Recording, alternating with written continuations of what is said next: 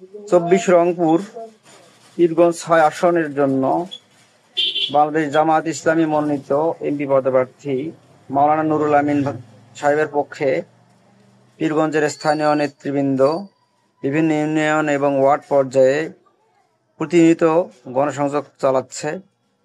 হাটে ঘাটে মাঠে যেখানে পারছে সকলে মিলে একযোগে গণসংযোগ করছে এবং মানুষের দোয়া ও সমর্থন প্রত্যাশা করছে।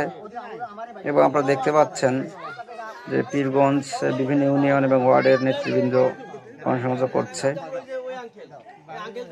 আগামী দিনে পীরগঞ্জ একটি বাংলাদেশ জামায়াত ইসলামের জন্য উর্বর ভূমি।